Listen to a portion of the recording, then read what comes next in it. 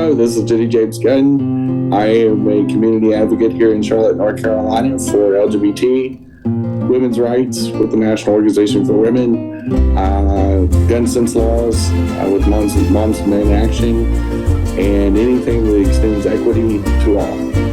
Thank you. Hi, good evening. This is Barb Bacon. I'm a community advocate here in South Charlotte. Generally, I drive people around and to doctor's appointments, and I'm getting ready to have my sign-up list for taking people to vote. And today I drove a friend to Duke, so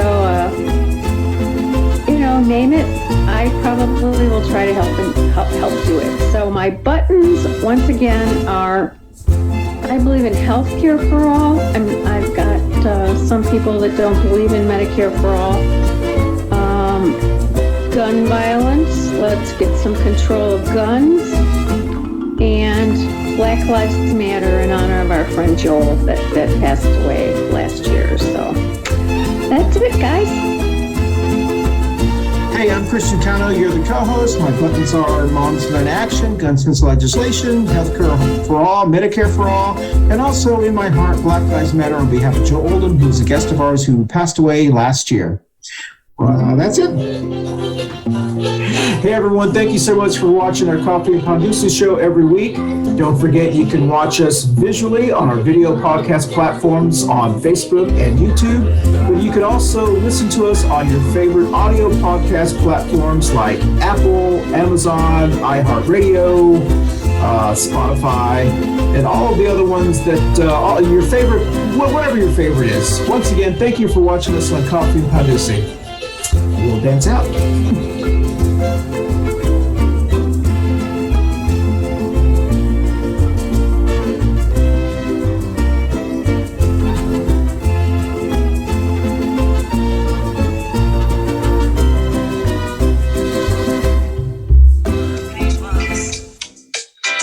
Good morning, everybody. It is the first Wednesday of the month. Yeah, I got a little Cano mix going on. Texas Latin superstars. So it is Coffee Pan Dulce time, and we're rocking it out with a little radio edit of it's called this particular song was called a Tejano mix. So it has about 4 or 5 of the biggest Tejano stars of predominantly South Texas. And so, good old iTunes, the big old Apple comes through. But yeah, good morning, Christian. It looks like we're going to be small but mighty this week. Yeah. Good morning, Jenny. It's good to see you. You carried the show today. It looks like it, but that's good. We usually do. Yeah, I mean, we talk to Philip about 5 shows, but we squeeze it in here. And people don't know how much we talk after the show. So it's that's the worst part. So like our after show after half the time, and then during the week, just the show chats and of course the BS. So people that don't know us or don't live in the Charlotte area, that Christian and I are best friends. We're super close off the air. If you can't tell the chemistry already. So he's like the brother I never wanted. No, I'm just kidding. That's true. But no, we're both, from Texas, and so when you hear us talking about Tejanos, it's a term that's used for a lot of people of Hispanic or Latinx backgrounds that live in Texas, and so Tejano, Tejas, Texas, so the whole 9 yards. And for people that maybe aren't familiar with Texas culture and Latinx culture, or have never even been to Texas, which isn't necessarily a bad thing. But anyway, so some of those references, and Christian and I both grew up in the same era, and we both grew up in the different parts of Texas. Exactly. Well, thank you, Jenny, and everyone. Welcome to Coffee Pan Dulce. I'm Christian Cano, one of your co-hosts, along with Jenny Gunn.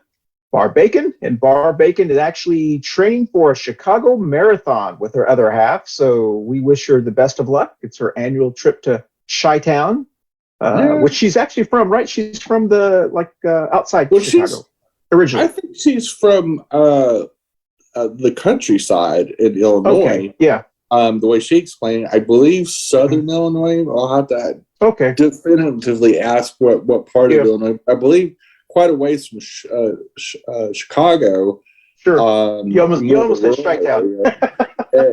very serious, because I don't even think she grew up in the suburbs, because yeah, no, it was a very, very small town. The way it's been described, a lot of the family reunions were very,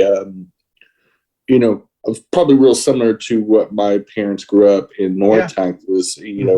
Quite a ways, 3 or 4 hours from Dallas, and so they lived in a real remote area, just based on some of the, I would call, very sheltered, rural experiences that she had as a child, and then when she went off to school and when moved to the big cities, explained a lot like she's younger than my mom, but my mom, when she moved to big cities and saw a different culture shock of moving from a small town of 10 or 12,000 people to cities that had millions of people.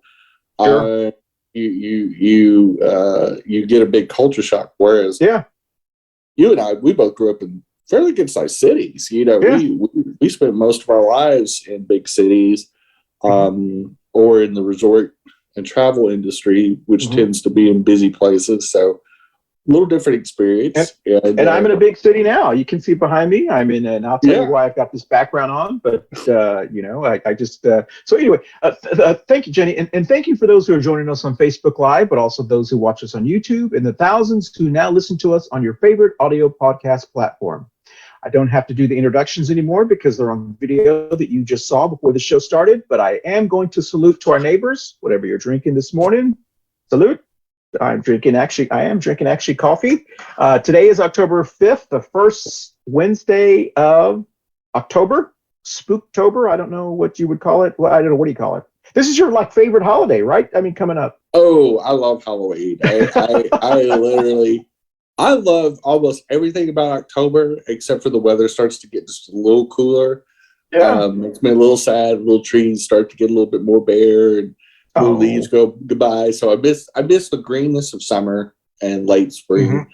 But absolutely, of all the holiday season celebrations, I absolutely love Halloween, the spooky season. I love the cosplay. I love the parties. It reminds me of the fairs, State Fair of Texas. It gets cooler, football games. It's just October's always been one of my favorite months. I think I was meant to be born in October because I like it so much. Actually a lot of my friends. Well, you're only a month away, so hey. Yeah, I'm only a couple weeks from I'm literally 2 weeks from October 1st. I have a lot of eerie connections with early October babies. A lot of Libras are really, really good friends, or they hate my guts. And it's about a 50-50 in both. And but October's got a lot of things that I like, and just one of my favorite months. I'm always jazzed up for October. Excellent. Hey, well, speaking of favorite, I do need to thank our Pandusa sponsor and supplier. Yes. I hope this works out. There we go. Manolo's Bakery. This is La Concha.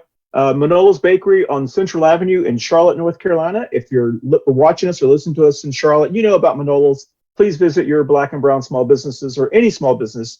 Always try to buy local. Now, the reason I want to talk about this background is because I'm actually on the road at an undisclosed location.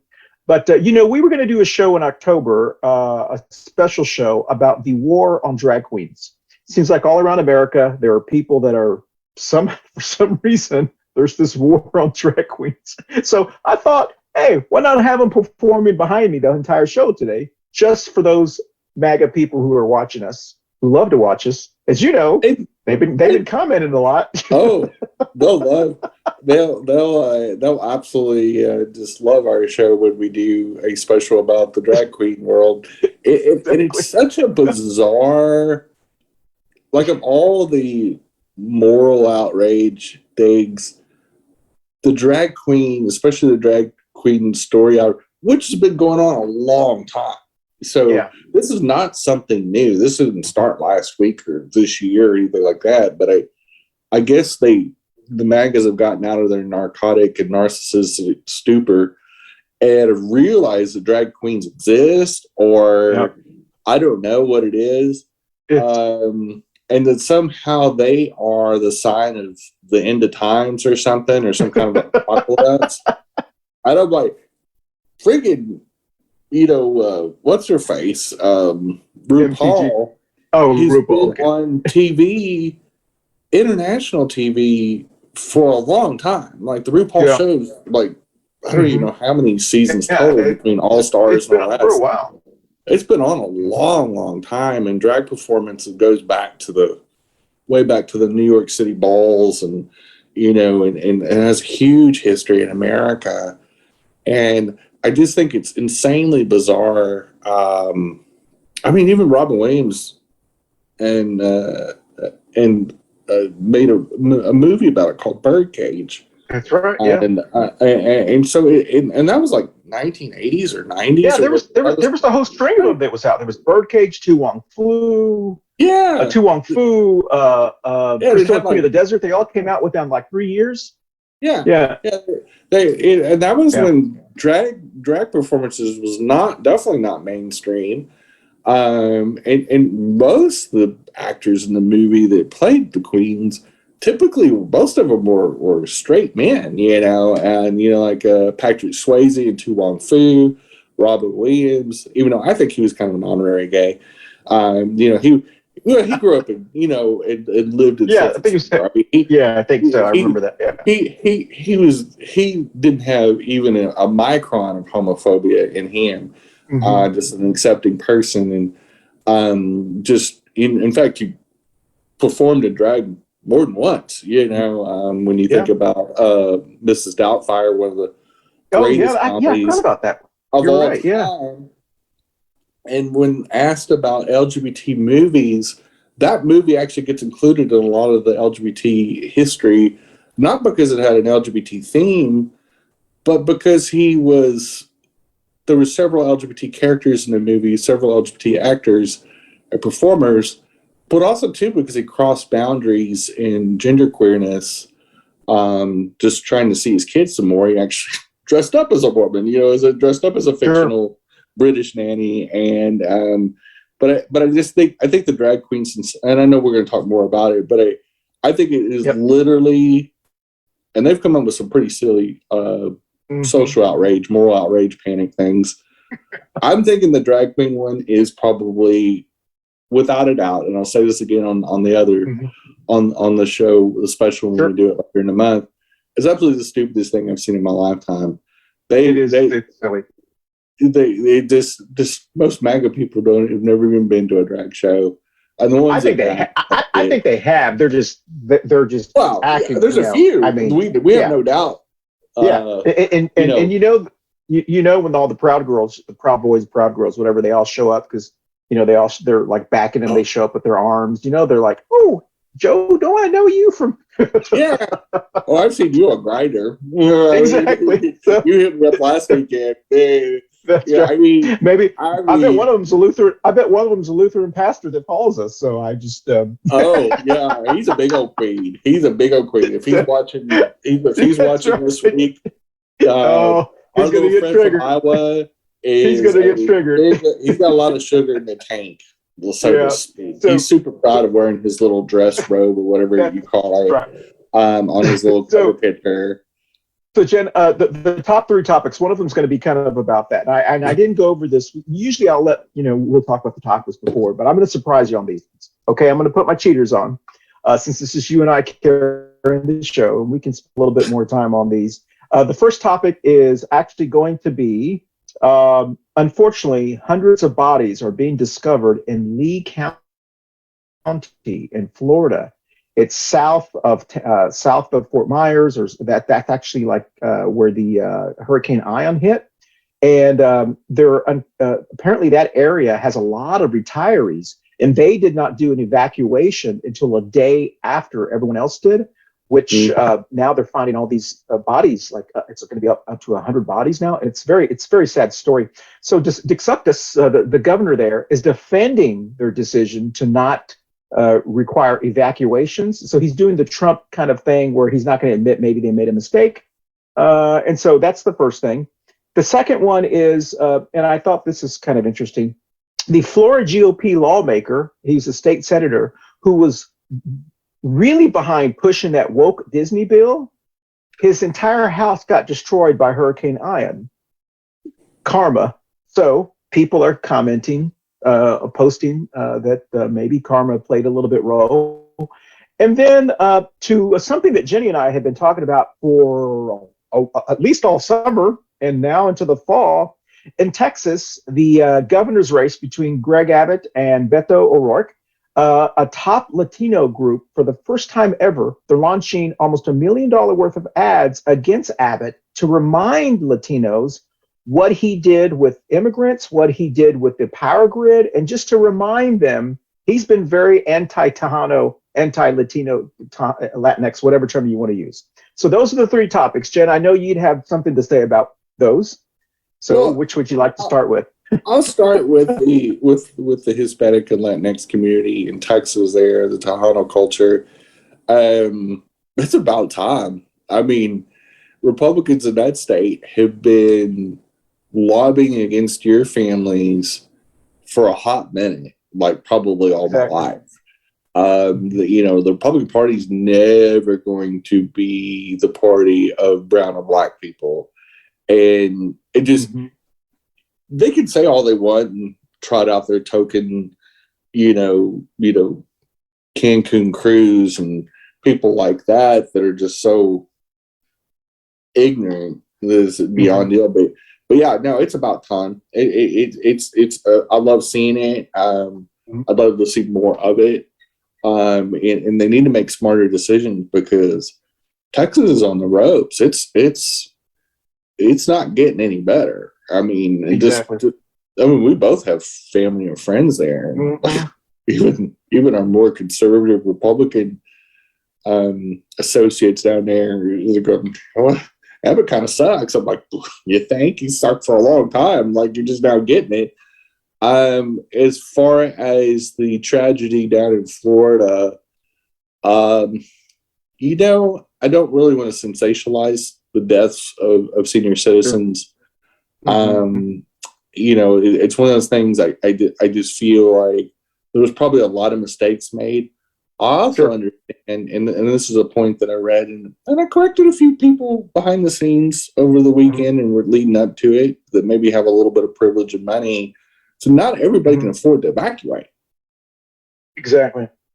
And a lot of people in our community don't have family to go to. Yeah. Like in high and dry ground. So for us that would be able to escape a storm, that's a lot of privilege. And for people that can work remotely, people that don't work service industry jobs and they're paid to paycheck, which the majority of the LGBT community and a lot of other minority and affected groups don't necessarily have the money to be able to go do a roadie and escape a hurricane, which you'd have to drive quite a ways to escape that. So as much as I would have blamed it on DeSantis, you got to remember there's probably a lot of seniors there that live on Social Security at a mild amalgam of savings or part-time jobs and probably financially couldn't leave.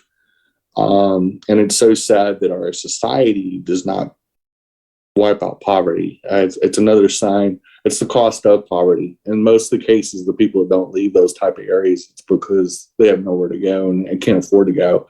Just like in New Orleans back in Katrina in 2005, or I think it was 2005, and the horrific tragedy for predominantly, it was in the districts of that town that were the most poverty-stricken, is where the most deaths came from. Sure. And the GOP state senator?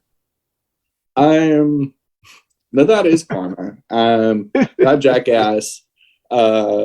Whatever happens to him, I'm not going to shed a tear over. You pretty much wash all those Republican turds out into the Gulf of Mexico, as far as I'm concerned. I just feel like that was just draining out the sewage. Yeah. Draining their metaphorical swamp. Yeah. I'm like, boy, there's some irony there from those maggots. So I have 0.0 fucks or sympathy to give to those swamp turds. And so I just wish it would have gotten DeSantis here. If he washed out in the ocean, I would have been playing the world's smallest violin. I've been like, bye, fucker. I think. Well, to kind of, I agree with you with the Lee County thing about the bodies that are showing up. I don't think that people are outraged, or the news is outraged because of the deaths or DeSantis' decision. I think they're outraged on his response, because just like Trump, he's got this. He's trying to blame it on the media. He said that all of the media was in Tampa, so everyone was paying attention to Tampa. And so he's almost like saying that it was the media's responsibility to declare people to leave. And that was how he, because, he's never going to say, because what happened was Tampa and all that area ordered evacuations, their counties.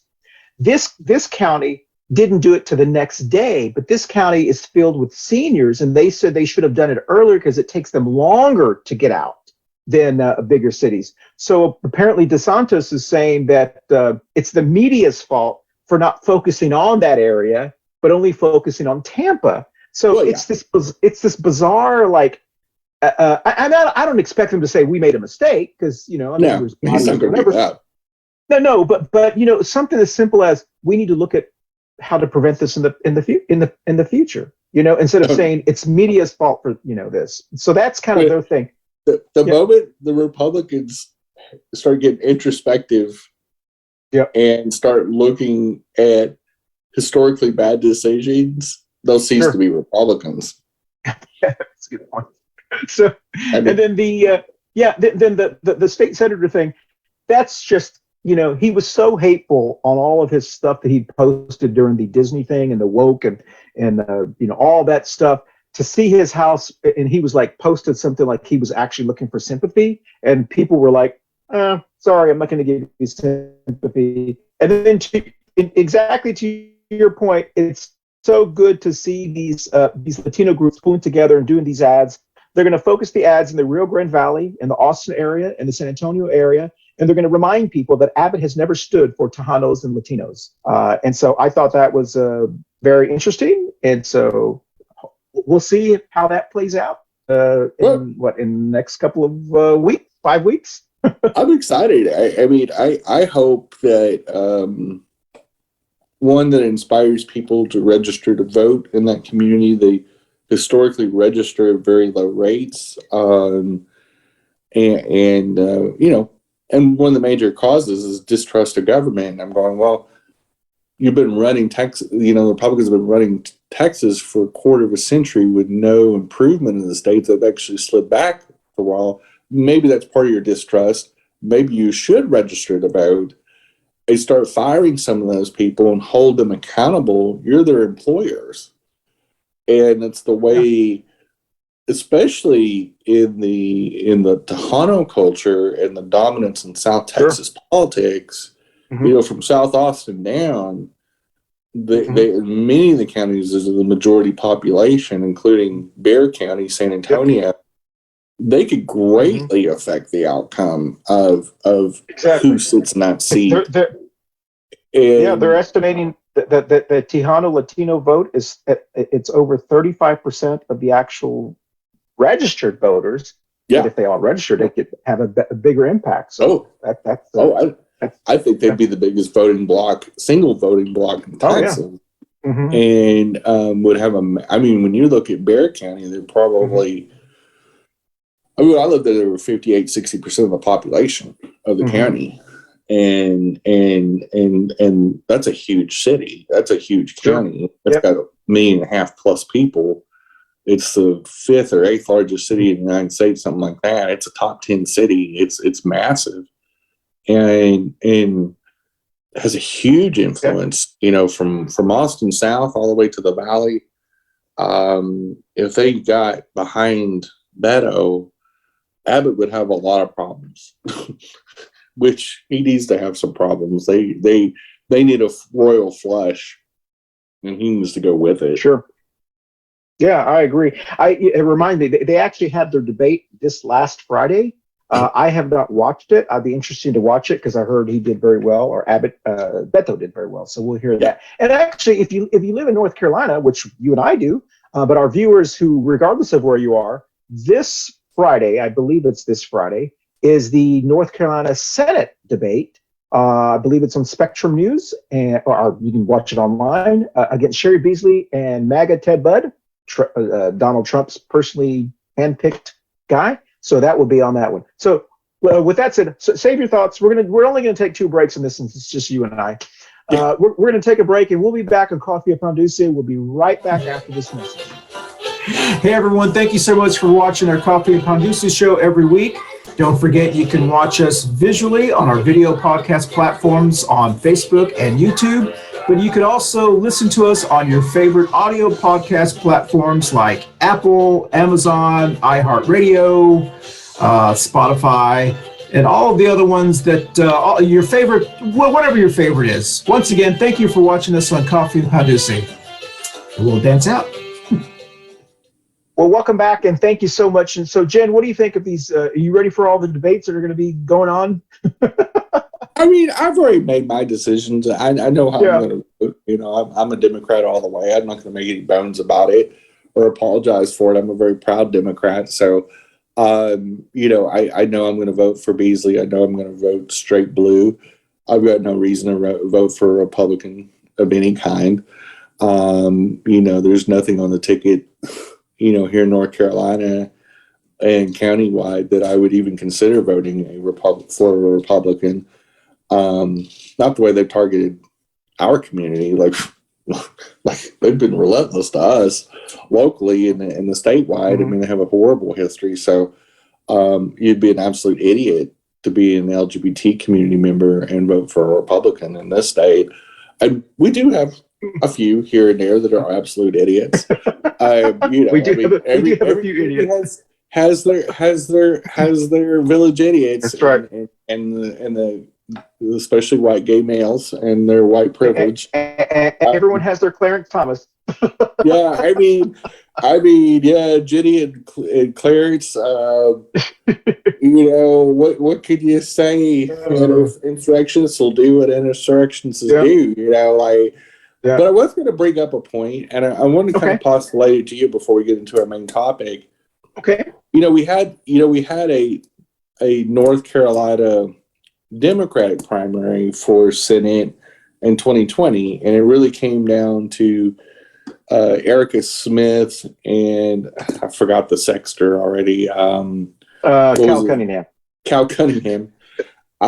Super forgettable person. Sexter. That's all you have to say, Sexter. Okay. Sexter. You know, it's like a new ad. You know, nobody steal that. We need to go ahead and copyright that.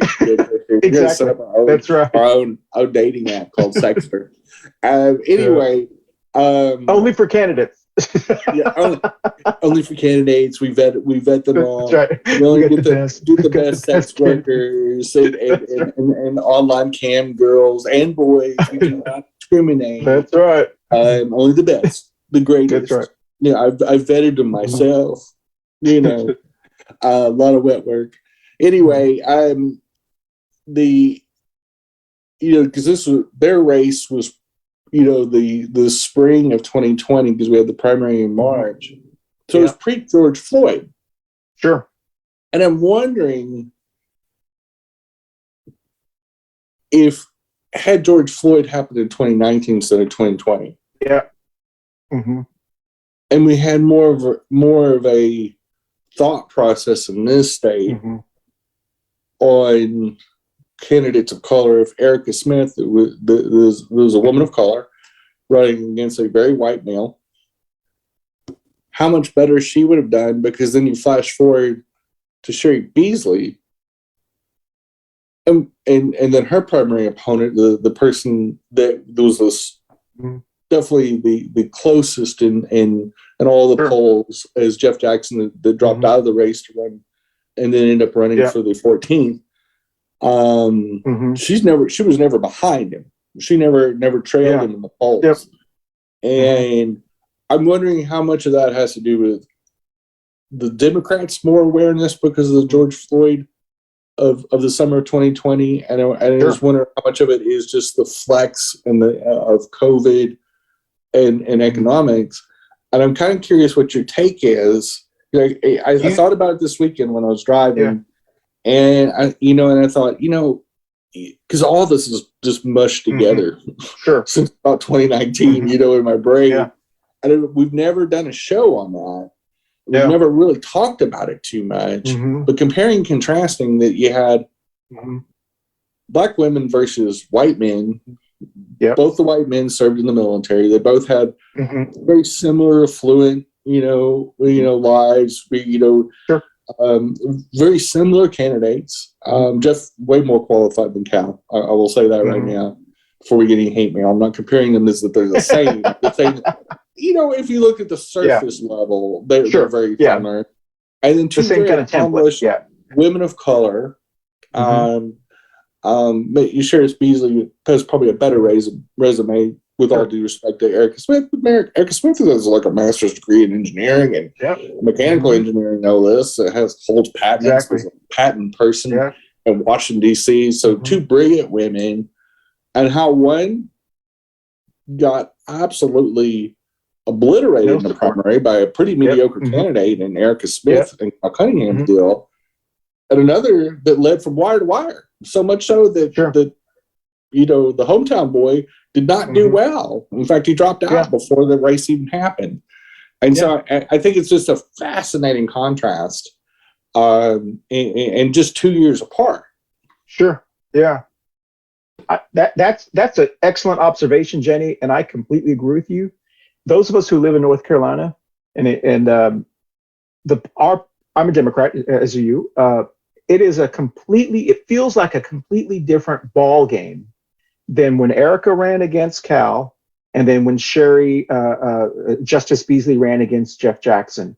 I completely agree with you. If what had happened, the transformation of our party had occurred before Erica, it would have been a completely different situation. Because remember, at that time, we had a white man as our party chairperson.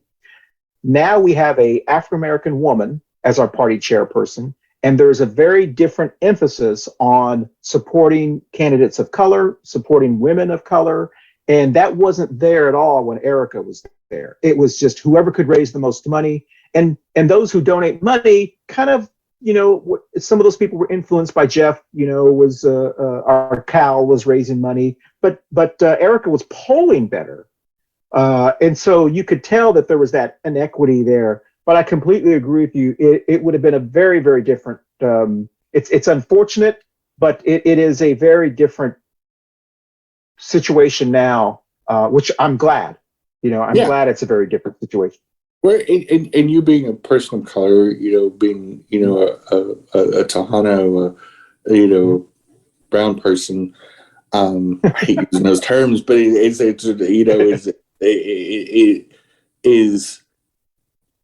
it's got to be at least a little bit more heartening or to be a ethnic minority in the United States that's very dominated by white politics, even in the Democratic Party, to see that tide turn.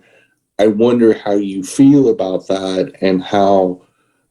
And because you've run for office before too. For people that don't know you that well, that only know you as a show host, they don't realize you ran twice for Congress. I did, and so as a former candidate for political office, and as an ethnic minority in this country, seeing that tide turn to be more favorable to ethnic minorities. In all walks of life in this country, how does that make you feel? And does it make you feel more hopeful? Does it make you feel more very much for the future? Very much more hopeful? And when I ran, obviously the party was where it was at the time. Now I look back at it, I was way ahead of what they were ready for. And so now I could have just ran as white Christian, which, I could have just ran that way and not even talked about anything. Well, I never really talked about LGBT, being gay or anything like that. But within the party, if I had just run as like white Christian, it would have been probably a little bit different. But at the time, there's, anyway, so now I think hopefully candidates would be able to run, not be so. It's a different ball game, and I'm so glad it's a very different ball game, because the things that I was saying then are being said now by mainstream candidates. Yeah. So a lot of the stuff that you said, said, but it was never about, anyway. So that's a good observation, Jenny. Yeah. And one quick thing, even we can keep it local, and we can look at our city council race this year that already happened, versus 2019, when we had one out of the closet candidate, a woman of color that ran for a citywide position and got beat. Same candidate ran again in 2022, overwhelmingly won the same spot. And then also a district race, we had a woman of color that not only trounced her competition, including a white male, in the primary, but then overwhelmingly, won her district race. So we got two women of color that are both out of the closet, lesbians, married to women, and don't make any bones about it. They don't make it a big part of their candidacy, but everybody knows. Everybody, they don't shy away from it and say, "Oh no, I'm straight" or anything like that. They're completely out of the closet. And not only do we have one person sitting on this, but actually two of the 11 spots on the city council itself, other than the mayor, in a top 15 city.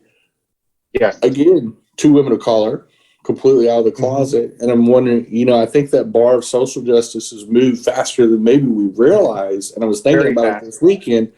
I think the sands under our feet have moved faster, shifted faster than we've expected. But don't you think? Hey, question, Jenny. A question, Jenny, because those who are watching us, you may not be familiar with Charlotte's politics or North Carolina politics, but even though we're a top 15 city, and I've always joked about this, politically, we've acted like we're Mayberry. And because the majority of people who live here now aren't from here, to your point, Jenny, politics here has changed so quickly since Braxton Winston, our mayor pro tem, has been elected to now. It's a very different landscape. So we are finally entering a city like a top 20 city. And so it is refreshing to see that now you can be a serious major candidate, and those little things like Mayberry, whether you appease the moderate white woman, those aren't as important anymore. They're important, but they're not as important anymore because it's who has the best message to get Democrats out the vote. I don't think, especially in Charlotte, with the makeup of Charlotte, I think the only thing disappointing is not seeing a Latinx or Hispanic person on the city council. I think that's mildly disappointing. Because I think even the District 5, lady, she has a Latinx, I believe, last name, but she's not Latinx. If I may be wrong on that, you correct me if I am. She married into but she's fluent in Spanish. But hey, Jenny, that's a really good point. And I know, let's just touch on our topic, and then we're going to end it talking about what you're talking about, because it's a really good point. Because there were some very big articles in our local newspaper, the Charlotte Observer, because it's Hispanic Heritage Month. Which, by the way, has triggered a bunch of people who follow us on social media, and we won't even get into that unless you want to, Jen. But it's Hispanic Heritage. I feel the love. Okay. I don't mind comments at all.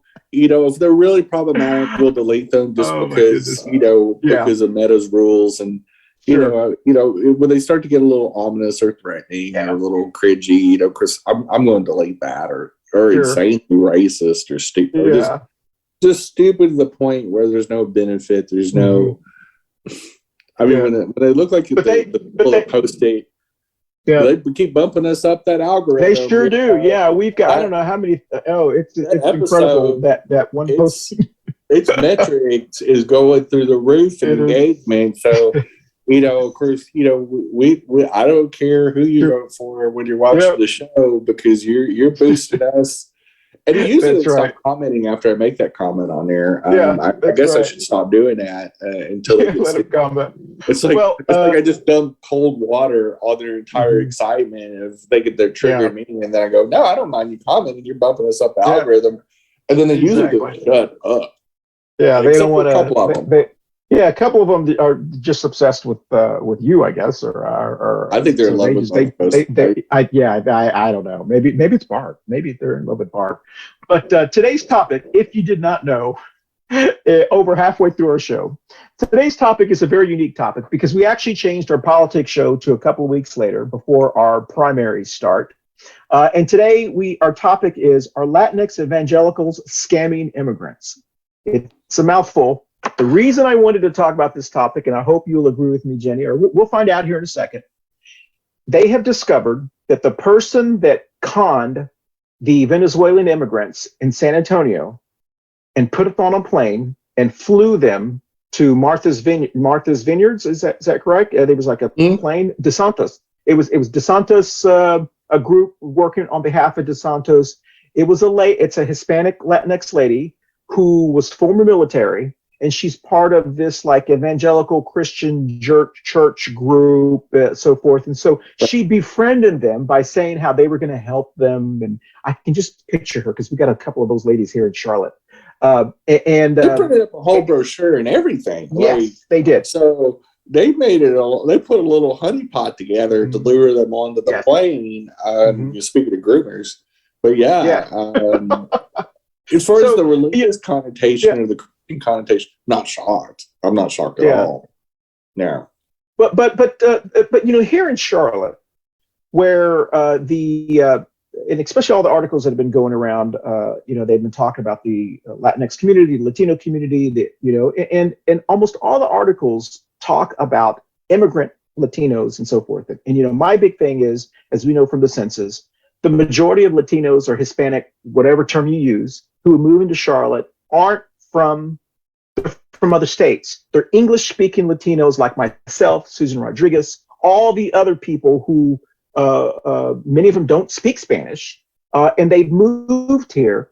Very small percentage of them are actually just Spanish-speaking only individuals, but they only focus on it because it's new. People don't understand that if you live in Texas, Florida, or California, that it's a different culture. And so it's very interesting that the immigrant population, as they want to call it, they identify that as the Latino community, which is not really the Latino. It's like a subgroup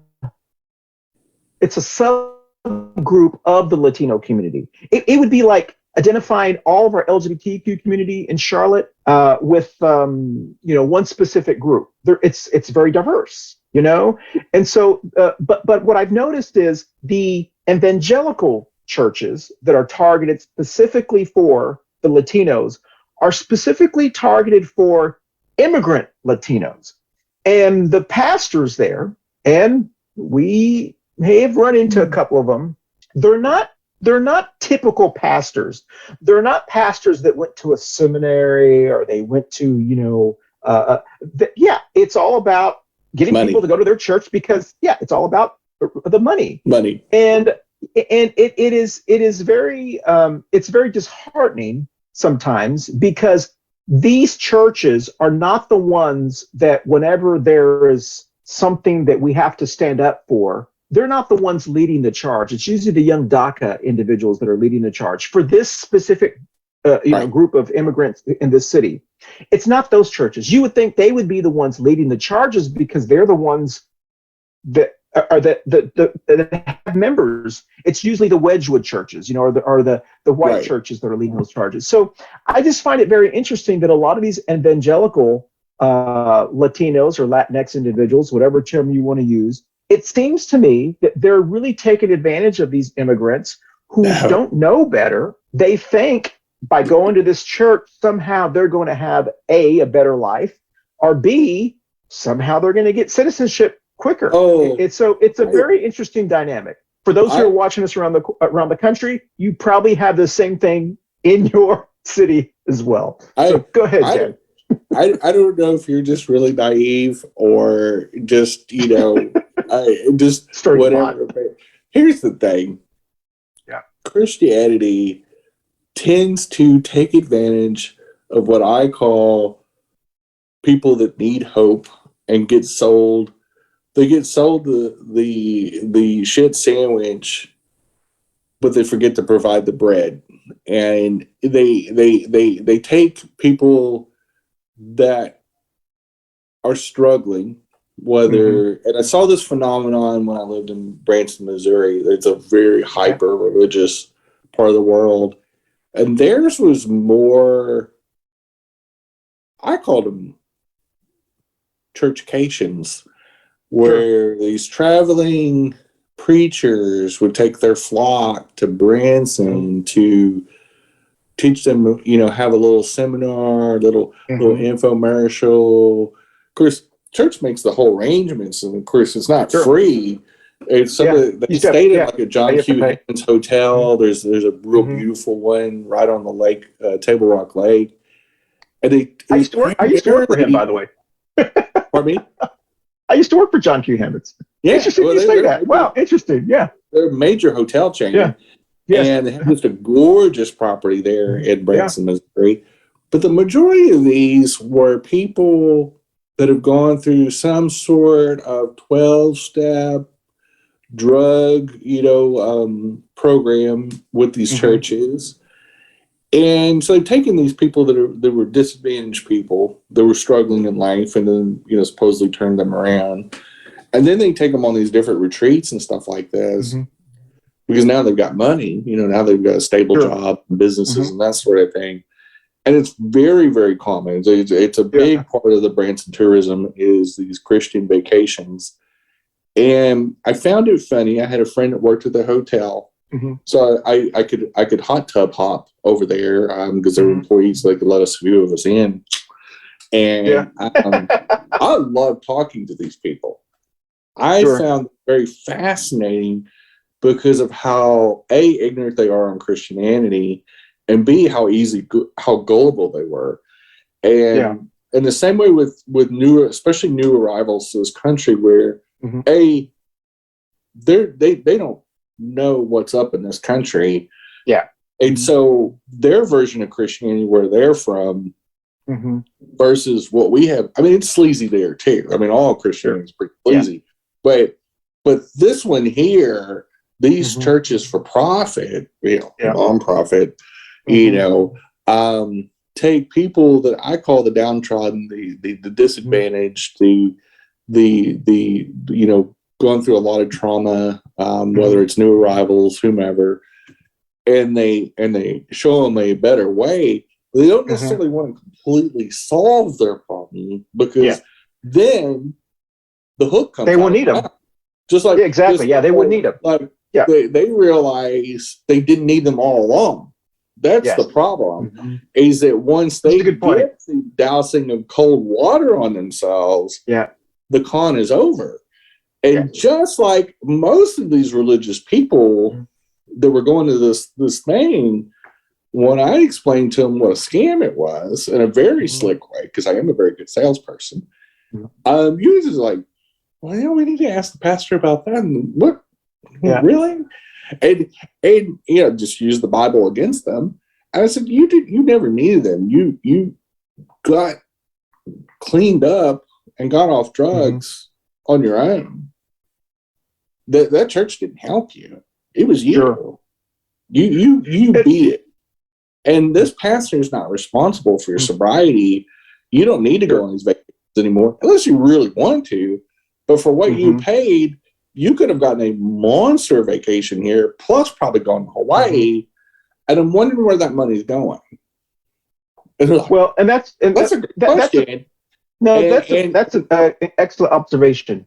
And a lot of conservatives, a lot of Republicans, they never want to fix the problem. Because if they fix the problem, we could end the drug war tomorrow.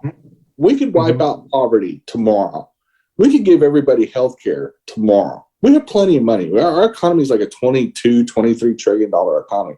There's no issue with money. If China, which has the exact same size economy, can take care of 1.6 billion people, we've got a fifth of that, but the same amount of money. And so we literally should have streets of gold. We should have just like there should be 0.0 poverty in this country. So we can fix all of our problems tomorrow. It's a choice. And just like these churches, once they figure out, oh, these people, well, they're, churches aren't medical centers. They're not. Yeah. They're not citizenship centers. That goes to the courts. Like there's a specific court division of the courts that handle that. They're not offering them anything other than, a little bit of con, a little bit of dippy do, and a little bit of a that's you made a very good point, and then we're going to take our second break. We only have about 15 minutes left. That's a very good point, Jenny, because if for those of us who live in the Charlotte region, about 5 or 6 years ago, we were going through, and maybe even less than that, I can't remember. We were going through what they call the ICE raids. Trump was increasing raids just to drum up hatred towards people who look like me. To stop them, to see, and they were doing ICE raids and to kind of punish blue cities. They were still doing it when I was here. When I first moved in 2018. Yes, and Charlotte was one of those. Well, we have an immigration court here in Charlotte, and there were a lot of nonprofits that were looking to raise money to provide attorneys because undocumented individuals who are here illegally are not with documentation. It's not a criminal offense. It's a civil offense. So when you're arrested, you're not provided an attorney because it's a civil offense, but you can be locked up and then you can have to go to court. They were trying to raise awareness and raise money to provide attorneys for them, because if you have an attorney, you have a better chance of staying. If you don't, you have no idea what's going on. You're deported immediately. The evangelical churches that were catering to these Spanish individuals did nothing to help raise money for these individuals. And even today, they're not raising money for these individuals who are here. And so I found that of course, me, who was trying to help raise awareness with Action and See and some other individuals that were groups here in Charlotte. My thing was, why aren't they helping their own people? And so for me, that was an incredibly big frustration and that leans to this, topic we're talking about, our Latin evangelical scamming. They seem to be just scamming the individuals. And to do a whole church reference, will they pass around the plate and the reverends, give till it hurts? They don't mean that they are going to give you money. It's just like an old timeshare salesman's deal. Yeah. Timeshares for selling, not buying. Mm-hmm. And when they're selling the Jesus juice and everything that goes with that, it's for selling, not buying. These organizations aren't big on putting money out. They like more of the intake, not the output. And don't stand between an evangelical and their wallet. Like that might get you run over. Literally. Off topic, but I have to say it is that TV preacher down in Houston. Just blank on his name. Joel Osteen. Yeah. When he was getting his house remodeled a few years ago, that famous deal where that drywall contractor was tearing some stuff back, and I guess old Joel forgot where he'd stashed some of the money in the walls. And literally there was sweaty, baggied up $100 bills, like packets of $100 bricks, like drug dealer looking bricks of $100 bills shoved in his walls when they're remodeling his little palace. I remember reading about that. Houston. And the memes pop up every once in a while, like, contractors, like there's jokes about that and just a couple others. But I know we're up against a commercial break, but sure. Yeah. What? On that topic, and then we're going to come back, and I'm going to loop back around about something you talked. There wasn't really lots to talk about on this topic because the answer was yes. I guess we could have just said that. Are Latinx evangelicals scamming immigrants? Yes. Next topic. That's right. So we'll be right back on Coffee and Pan Dulce with our second commercial break. Up next is Two Queers in a Truck with Jenny and Christian. And hope you guys tune in. We'll see you in about 15 to 20 minutes. Thank you. Bye. Well, welcome back to Coffee and Pan Dulce. It's great to have you back. And the last commercial was talking about a show that Jenny leads. Good. But doesn't it really just explain human nature? And no matter which intersection these churches are trying to help people, it's always funny how there's such little actual help and more that those reverends and pastors are helping themselves to people's money. And it always goes back to money, whether it's, the Catholic adoption deals or whatever. There's big money in a lot of the things they do. And I truly believe that a lot of these churches are the reason why the situations exist, is that a lot of the right-wing, alt-right-wing, specifically racist, white evangelical churches and homophobic churches cause a lot of the problems, a lot of the homelessness, the racial divide in our country, the distrust of certain Jenny, you're going to get us all kinds of emails. I hope so, because it's time to start holding some of these groups specifically accountable. And one of them is the Christian church here in the United States today. It's 100% where 99% of this hate's coming from. Look and see. Well, I know we did a show we did a show a couple of shows ago, almost I think 2 weeks ago, about is religion dumbing down America Part 2, and I know we had a lot to talk about that. But I want to kind of circle back because we only got 11 minutes left for the show. I want to circle back to what you were talking about here in North Carolina about Sherry Beasley, who's running, and how things may have been changed since then. You and I attended, and you don't have to reply to this, we can edit this out, but you and I attended a meet and greet, a candidate meet and greet in Charlotte, not far from where I live. And one of the candidates that was there, and I don't want to name the person's name, one of the candidates there said, and I thought about this because it really bothered me in a way. One of the candidates said, by this candidate being there, that they were losing votes, and was kind of asking the crowd, do you know why this person is losing votes? And the candidate said, because I'm not raising money right now. This hour that I'm here, I'm losing about $2,000 in campaign contributions. And I sat there and I thought, well, I know you and I had kind of looked at each other, but as I've been thinking about that, not only was that insulting for the people that took the time to go and meet these candidates, but it was under the impression that these people's time was not worth $2,000, so to speak. But it also, to me, it didn't sit well at all. And I thought, where did that person come up with this? Did that person talk to their staff and say, I'm going to try this line or whatever? I hope there was no one on this person's staff. But then the candidate said that this candidate has a lot of really young people working on this candidate's campaign. And this candidate said, and as long as they're out there campaigning, I know that I need to keep working because I had to keep up with these young people. This candidate was at a candidate forum with a bunch of seniors. So that was another slap in the face, as if though we can't keep up with you, and there was this, I just thought, how inappropriate all these comments. So then I asked a question about Medicare, and I know I was probably a little bit rough on the thing. A little. Yeah, a little. I agree. We could have videotaped that and sent that to the interrogators at Gitmo, and be going, that's right. Christian, we got a job for you. We can set up a hotel for you at spa here at Gitmo. But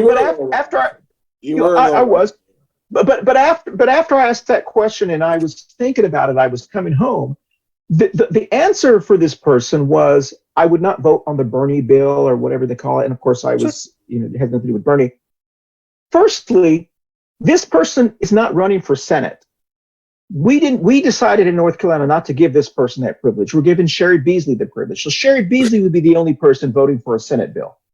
Not only that, but the bill would be an Alma Adams bill, because Alma Adams has co-signed on to these type of bills. And so it would be an Alma Adams bill. If this person gets into Congress, this person would be voting on a bill that was sponsored by Alma Adams. This person can't vote in the Senate. So go ahead. I told you that, Nari, and I'll still stand by this. I do agree with some of the things that you said, not about the fundraising and stuff like that, but that was a kind of a weird sales pitch. I know what he was trying to do, but it missed the mark. And I don't think many people caught it. It's just that you and I are very plugged into politics and very astute. Yes. And we talk about it every week. So Sure. we're kind of like political ninjas. So we know how to deflect and slip around and all that. Yeah. And of course, the candidate you're talking about also realizes that we're also very politically astute, which is probably why he exited pretty fast after that. But anyway, I mean, and the people that are from North Carolina that know who we're talking about is probably already figured it out by now. But anyway, I think your observation falls flat. I think what he was trying to say is this has been tried. It's not going to pass the way it is because it has too many pitfalls with the Medicare for All name and so many other things. There's so many stigmas attached to it. Republicans have done a very good job of messaging on that. As it sits, it's dead in the water. It's going to have to be repopped, reimagined, and repitched again, and then he would vote for it. I don't disagree with him. I think having a stance like that, no matter who proposes it in the Congress, where it comes from, which chamber it comes from, I think he is spot on that, because we've said this on the show. Dr. B, that is a huge advocate for healthcare for all, has said the same thing. And we've even changed our verbiage to saying healthcare for all, healthcare finance and all that. Because I think that's where the language is mistaken. For one, calling it Medicare for all is very problematic for seniors. They're thinking, I've lived for X amount of years. Yeah, Barbara now I've got that. to the finish line where I qualify for Medicare. And then we've got all these fancy dancy people in Congress that, get to go to Walter Reed and all this. They're all cool. And now they're dangling out my Medicare. And then you get the politics division. And I can see where a politician wouldn't get behind that, because we have to realize, no matter which party it is, a lot of the people that are afraid of losing their Medicare are also the same people that vote at high percentages. Well, remember we talked about, we only have 5 minutes left, but Jenny, remember we talked about just a couple minutes ago how far politics has changed in Charlotte and in North Carolina. When I ran for office, just even mentioning Medicare for all was just like a space alien type of thing. Now, in certain races here, if you don't support that, it's hard for you to even get out of the primary. I predict, and I will hear what you have to say. We only got 4 minutes left. In the next election, the 2024 election, if this person gets into office, which I hope this person does, and I preface that, I said, the job is to get you into office. The next time this person runs, if this person does not support some type of healthcare or changes their verbiage on how they answer this, because the simple answer could have been, I will support whatever's best for our district. That's all you had to say. And you don't insult anyone. If this person decides to run in 2024 with the districts changing, it'll probably be more Charlotte. This person will not get out of the primary, or will have a difficult time unless this person embraces something like that. So what are your thoughts? And then we got to close out the show. Again, hey, the way you asked the questions, you didn't really let him answer. Yeah, that's true. I agree with that. You did. Next time I'm going to write the question down. Have you answer it? You ask it, because you're a lot better at that. You did the Cano two-step, and you it was like 60 minutes. You were like morally safer. You rapid fire hammered him, and I was like, Christian, let him answer. And the second thing is, I think once it gets embraced on a national level as healthcare justice and healthcare finance, and we shift that verbiage to, we've got the money to pay for it. It's anyway money. We're going to spend it anyway. Now let's talk about, do we want to spend it smart and streamlined? Do we want to negotiate with hospitals and keep rural hospitals open? And we start to make it a social justice deal, especially for Republican strongholds in rural areas where rural hospitals are going out of business all the time because their people don't have a way to pay. Yeah. And so that's why Medicaid expansion has become more and more appetizing to Republican-controlled parts of states like Missouri and places like that, where Medicaid expansion was wildly popular when I was there. It was in the Republican districts where it was the most supported, and they passed it. 70% of the Missouri population could qualify for Medicaid and Medicare. Well, listen, as I mentioned before, Jenny leads a show that comes on about a half hour after this one. It's called Two Queers in a Truck, and she'll have a lot more to talk about on her show, I'm sure. And so we're going to wind down here. Thank you, Jenny, for helping us carry the show today. It's been wonderful seeing you, and I'll hopefully be back home in Charlotte for the next show. So I won't have the internet instability as we have here, but anyway, you still watch us. Let's go around and Brady Bunch screen. Tell us where you're going to be by this time next week, Jen. And then we'll close up the show. Well, for sure. You will see me again in about 30 minutes if you stay tuned and pop over to the Two Queers in a Truck channel. And pretty much that. It's the slow part of October for me right now.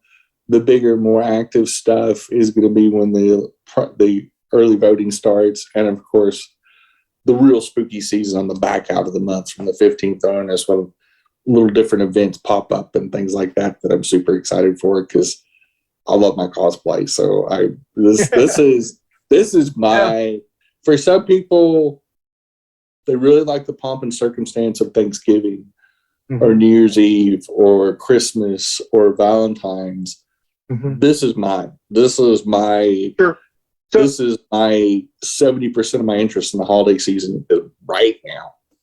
So for you, holiday season, and I would agree with you, for you, holiday season is from Halloween to New Year's. Halloween to Valentine's. Oh, that's good. Happy Halloween. That's a long one. Okay. All right. I mean, truthfully, sure. People celebrate. I mean, there's only a 6-week gap between New Year's week and Valentine's. Well, and then not speaking too of long after that, you have Easter.